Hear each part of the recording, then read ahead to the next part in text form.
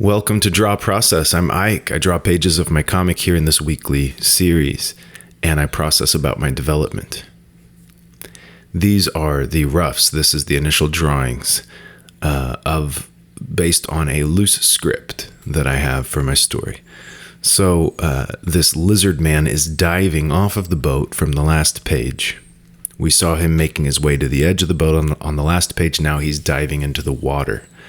I set this up so that he's diving over the boat that Farah and Son arrived in, because Sword was laying or hiding in the bottom of that boat.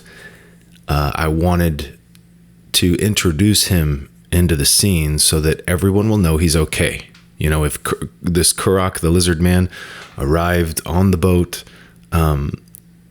and we didn't see what he did before that, let's make sure that Sword is okay, still alive. So I realized I could set the shot up this way so that you can kind of see him. And now I accidentally drew him on the wrong end of the boat. A constant challenge I have found is keeping track of what's left, what's right, what's in, which end is someone located on. That stuff is hard to remember.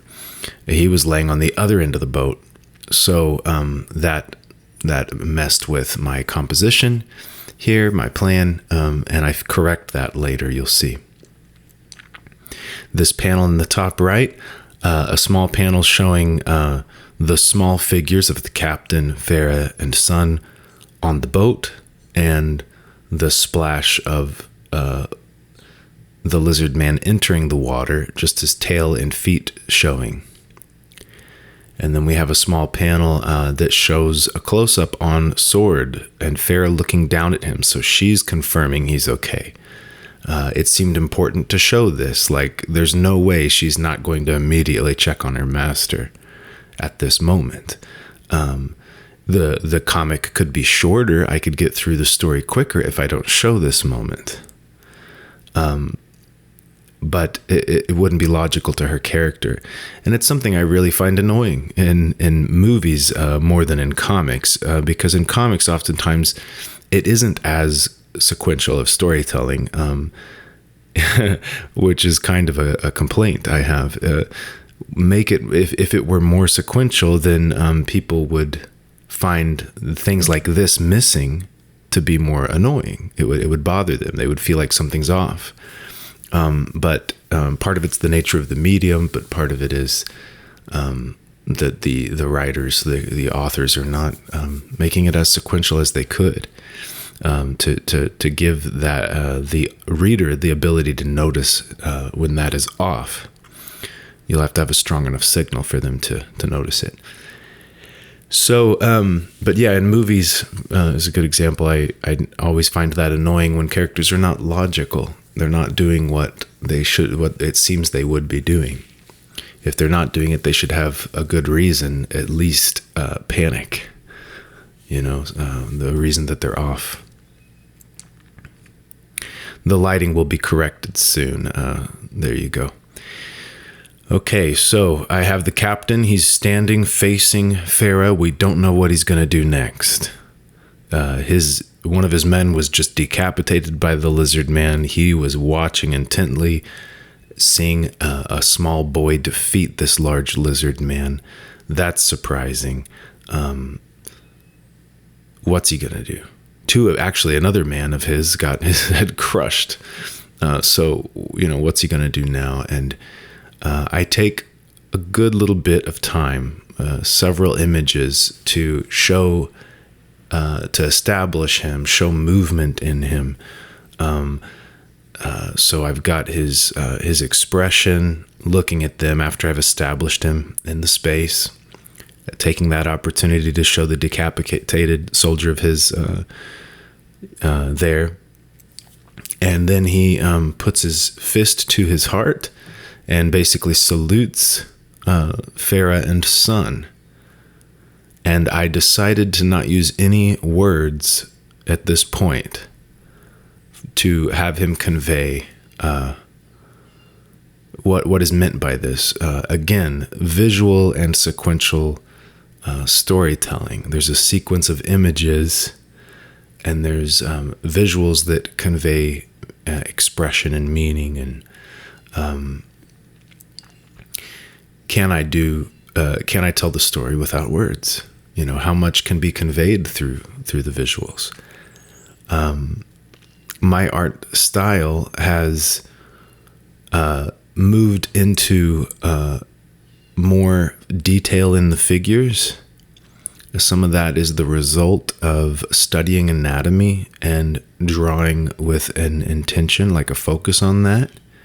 And now I just kind of naturally, if I'm trying to construct my figure on the page, I find it much easier to construct them as a dynamic skeleton with muscle groups on it than to construct them as a puppet, as a series of shapes or cylinders and rectangular prisms and so on. So it comes naturally that I continue to work on those, the muscle groups, the details. But I've noticed by focusing on these details, I can convey more emotion in a way. You can do it with color, you can do it with design elements, but it's a little more difficult. Can you tell when someone is tense or relaxed? Is their body relaxed in that moment or tense? You might convey a facial expression on a cartoony figure, a more simple figure. But are you conveying the state of their nervous system? And the readiness, are they standing with a slight pivot, with their foot slightly turned towards their opponent? Are they slightly on the balls of their feet? All these little posing details. It's not as simple as throwing your stick figure in, throwing your puppet in. All these little details are communicating about the mind of that character. If reading a comic, if it feels like the characters are stiff, are dolls, posed dolls, or marionettes, they're on display for you and they're acting out the story, but they're not actually the person that's there. You can miss a lot. You can miss out on a lot of story. So that's something that I noticed, and I appreciate that I'm moving that direction. At the same time, there are comics that are, simple and cartoony, and what's fun about them can be that it isn't. It's not trying to be the actual thing. Like when you get the feeling that this is real people living a real life, but it's being conveyed in a cartoon fashion. Let's say it's biographical, but it's very simple cartoony. You understand that the images are conveying something real, a real person, their real life, and that can make it much more impactful. It can be the images become metaphor, become just symbols of what is real behind the page, and there's quite a difference between that approach and wanting what's on the page to be actually real, that you're trying to draw and convey a cartoon world versus the real world. You're trying to convey what was, enough realism, enough of what was really there to so that people can look at your drawings, look at your pages, and feel like this is it. I'm seeing what happened, instead of constructing it in their mind as symbols of something else. The real thing being a different thing. I'm trying to avoid using philosophical language. It's that I do see that distinction. I think it's interesting. If that doesn't interest you, don't worry about it, but it's interesting.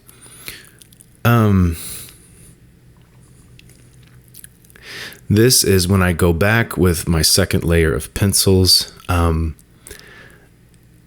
Some of this I could just do in, I could go straight to inks maybe and get away with it from the rougher pencils. I had the looser, lighter pencils that I started with.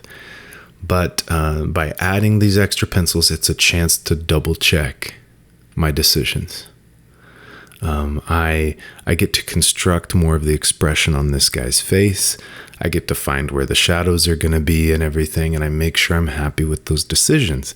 If I went straight to ink, I could do all of that in ink, but I run the risk, I can't erase it easily. I can't really erase it and just do something different.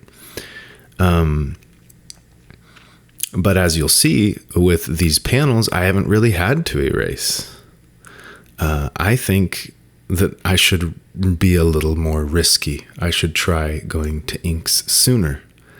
And hopefully we see that especially in my next comic, the next issue of this story. This last panel is going to be full bleed. It will go all the way to the edges of the paper.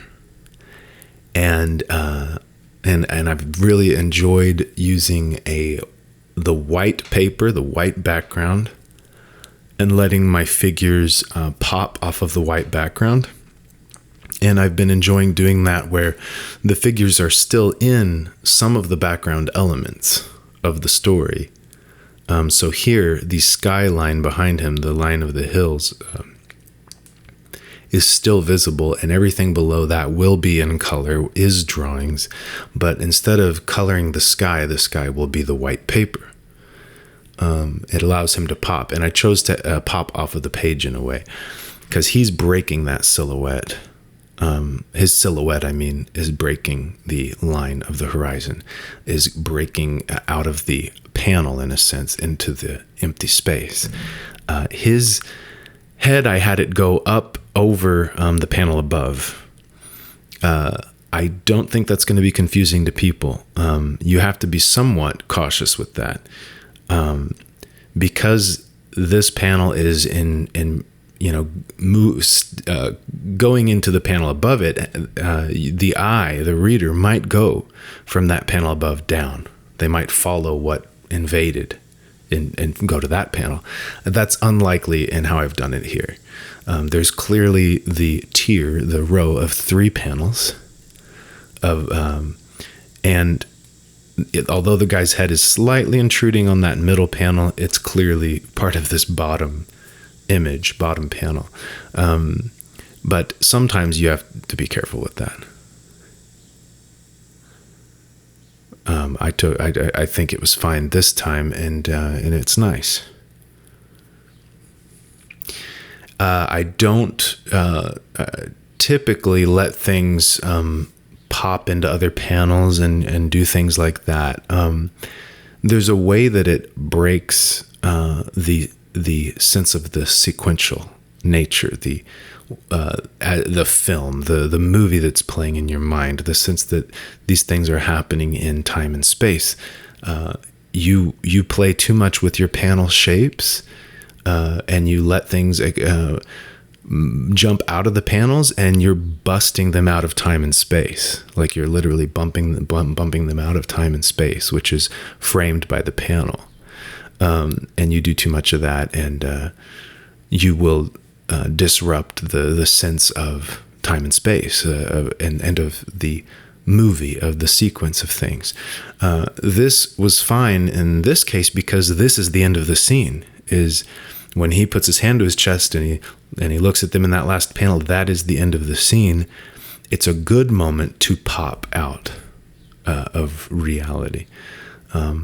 You could think of it like if you're watching a movie and you see the scene play out and it's getting ready to go to another scene, and it sort of like freeze frames on someone, and maybe the background goes away and they're just popped out. Maybe they're popped out and have some effect on them, like an old photo. Maybe they look like they're in an old photo or something. You could throw that in at that moment, and then get back to the story. But now you're in a new scene. You're not going to do that in the middle of a scene. You don't see that in movies in the middle of a scene. That might be something at the end. Same concept here.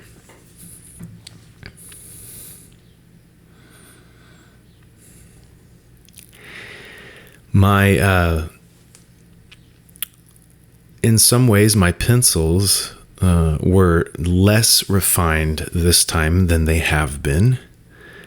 I was challenging myself to ink more decisively, have a little more challenge to ink well without much clarity from the pencils, because this is the direction I'm trying to go, is to do a lot more just in the inks, just skip some of the pencils. I definitely don't want to feel like my inks are tracing my pencils. That feels boring. To sit there and go over something again. And so that's part of it. It isn't simply for speed and efficiency. It's what feels good to me, how I want to develop in my practice. I could become, the marathon runner that just runs in the same efficient fashion all the time and focus on that. But if that doesn't suit me, if that feels boring to me, then I don't have to. I could do, other things like jujitsu, where you got to move your body in all kinds of ways depending on the situation. So it's the direction you want to grow and develop. And that's where, this becomes finding your practice of the art. Instead of looking at what other people's practice is and thinking I have to do it that way, that's how I should do it. If I want to be good, if I want to have value, if whatever, then I have to do it their way. That is a path that doesn't lead to understanding. Like you're not going to grow the way you could if you were moving in a direction that's more self-actualization and that involves self-awareness. How do I feel about it? How do I want it? How do I like it to look? How do I like to work? What is this art telling me about myself? Now, that's not to say you shouldn't have any direction at all. Any sort of structure to what you're trying to do. I do believe in structure to it. You're not just choosing freely each day, what you want to do, just winging it. To give yourself the challenge, the structure you're going to attempt is how you learn about yourself. There has to be a kind of friction between you and the task you're trying to achieve for you to learn from it. It would be like if you're rock climbing in an indoor gym and they've got these color-coded holds. If you just grab any color hold you want, you're going to make it a lot easier to get to the top. And to get where you're trying to go, and you're not going to learn and develop because you just did whatever you wanted to do. You grabbed whatever you wanted. But if you choose, if you discipline, if you fit to the structure of, I have to use this color hold because that's the challenge before me. Now I'm learning. I'm not going to grab there. I'm going to grab here. And now I get to see, can I do this? If I can't, why not? Now there's that friction, the opportunity for learning. Why can't I do this? I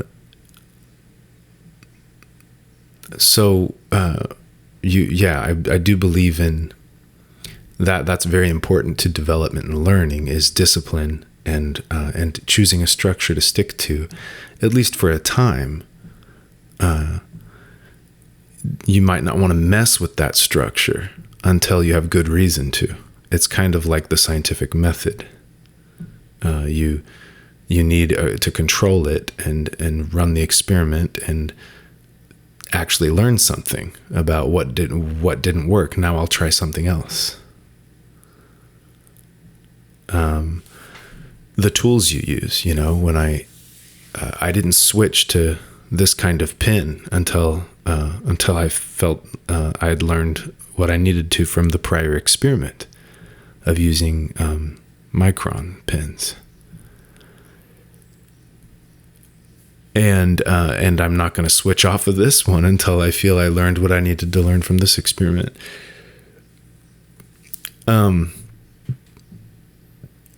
That doesn't mean I can't have fun messing with other tools. I do in my sketchbook and stuff. I mess with other tools at times, but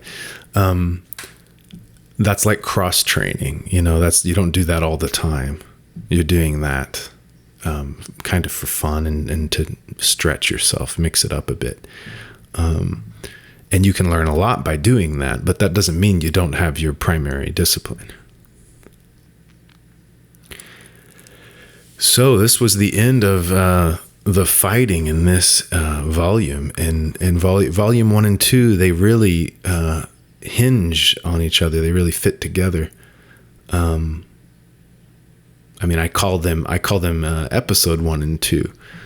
So really together they might make a volume, and maybe I'll print them as such at some point.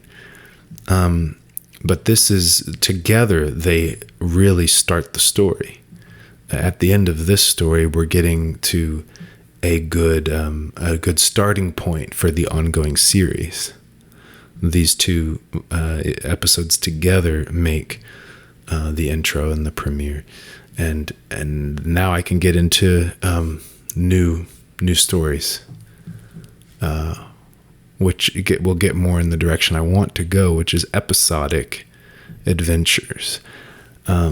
This happened to me before, and I've kind of repeated it in a way, but I did this comic, The Musical Mishaps of Cat and Fiddle, and it is a very wacky adventure comic, pretty neat and surprising at times.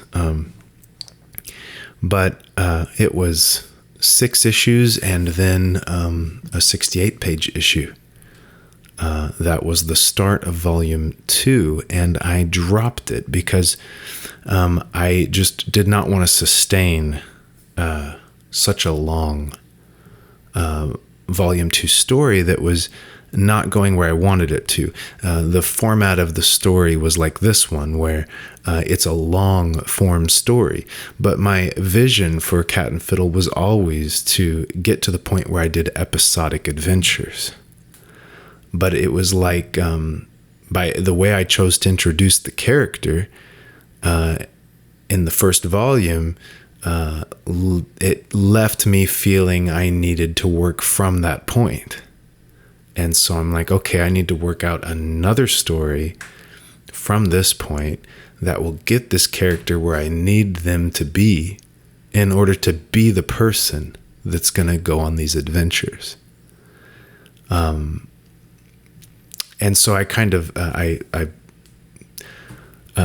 just put that on the back burner. I've dropped that project for quite a while because I was struggling with how to get them to that point. That's a lack of writing, of pre-planning. And I had a way to get them there, but I was looking at several more, like 2 or 3 more 60-page stories to do it. And I didn't want to draw all that. I didn't want to tell that story. It didn't excite me. And so I moved on and did one-shot sci-fi stories and fun things like drawing a scene from Fifth Element as a comic book. And that was great. But now I get back to this another character and world, and I want to tell this long-form adventure. And I wrote the first story in a way that I felt like picking right up where it left off in volume 2. And so I did. and I'm still trying to get the characters where I need them to be to start the adventures. I think I've succeeded this time. But I ran a risk there. There's a little risk of like, did I write poorly again in such a way that I'm not where I want them to be? And so, in the future, I hope to learn from this, error, that this going straight in for more of this long form storytelling was a mistake. If I want to do an episodic adventure, I should start it off as an episodic adventure, and find a way to make that work. Because there's backstory, there's all that stuff, but it has worked out this time. And now I'm ready to get into that more episodic storytelling, and I'll get there by the end of this episode, this issue. We'll get kind of a fresh start at the end of this.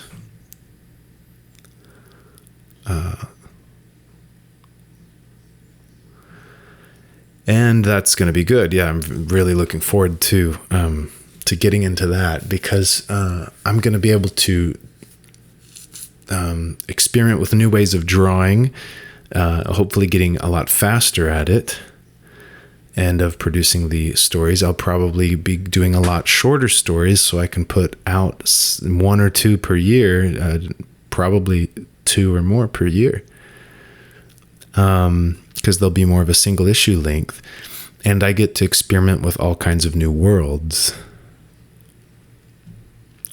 I'm not positive yet.